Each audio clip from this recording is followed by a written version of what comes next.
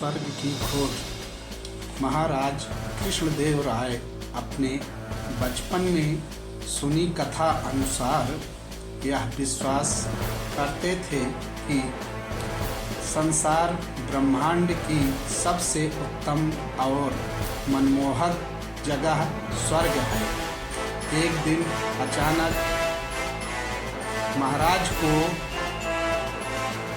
स्वर्ग देखने की इच्छा उत्पन्न हुई है, इसलिए दरबार में उपस्थित मंत्रियों से पूछते हैं, बताइए स्वर्ग कहाँ है। सारे मंत्रीगण सिर खुजाते बैठे रहते हैं, पर चतुर तेनालीराम महाराज कृष्णदेव राय को स्वर्ग का पता बताने का वचन देते हैं और इस काम के लिए 10,000 सोने के सिक्के और 2 माह का समय मांगते हैं।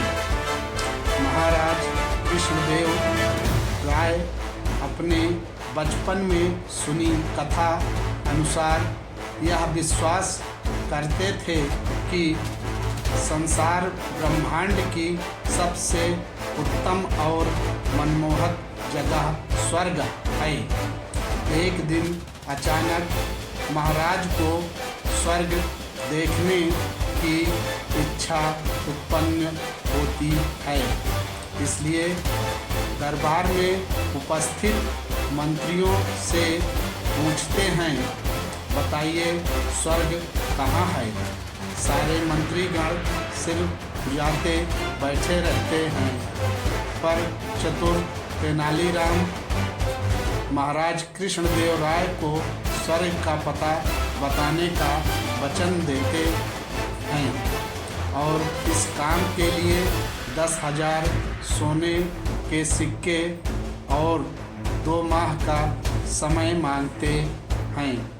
महाराज कृष्णदेव राय तेनालीराम को सोने के सिक्के और 2 माह का समय देते हैं और शर्त रखते हैं कि अगर तेनालीराम ऐसा न कर सके तो उन्हें कड़ा दंड दिया जाएगा। अन्य दरबारी तेनालीराम की कुशलता से काफ़ी जलते हैं और इस बात से मन ही मन बहुत खुश होते हैं कि तेनालीराम स्वर्ग नहीं खोज पाएगा और सजा भुगतेगा। 2 माह की अवधि बीत जाती है। महाराज कृष्णदेव राय तेनालीराम को दरबार में बुलाते हैं। तेनालीराम कहते हैं कि उन्होंने स्वर्ग ढूंढ लिया है और वे कल सुबह स्वर्ग देखने के लिए प्रस्थान करेंगे।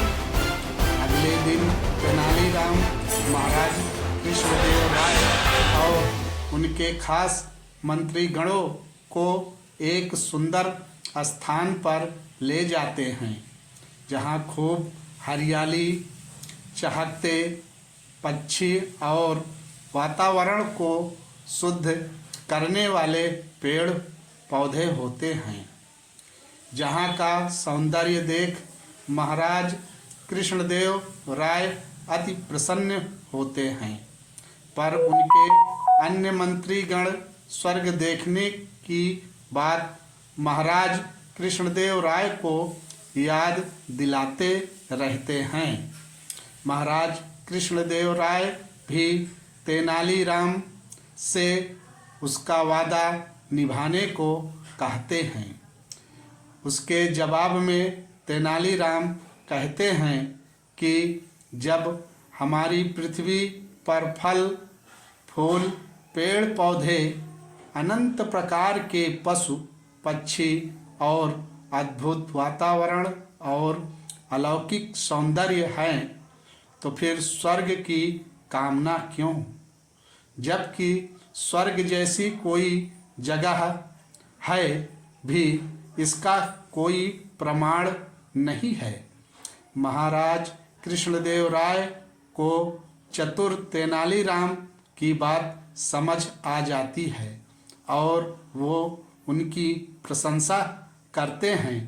बाकी मंत्री जलन के मारे महाराज को 10,000 सोने के सिक्कों की याद दिलाते हैं। तब महाराज कृष्णदेव राय तेनालीराम से पूछते हैं कि उन्होंने उन सिक्कों का क्या किया। तब तेनालीराम कहते हैं कि वह तो उन्होंने खर्च कर दिए। तेनालीराम कहते हैं कि आपने जो 10,000 सोने के सिक्के दिए थे उनसे मैंने इस जगह से उत्तम पौधे और उच्च कोटि के बीज खरीदे हैं, जिनको हम अपने राज्य विजयनगर की जमीन में प्रत्यार्पित करेंगे, ताकि हमारा राज्य भी इस सुंदर स्थान के समीप आकर्षक और उपजाऊ बन जाए। महाराज इस बात से और भी प्रसन्न हो जाते हैं और तेनालीराम को ढेरों इनाम देते हैं और एक बार फिर बाकी मंत्री अपना मुँह सा लेकर रह जाते हैं।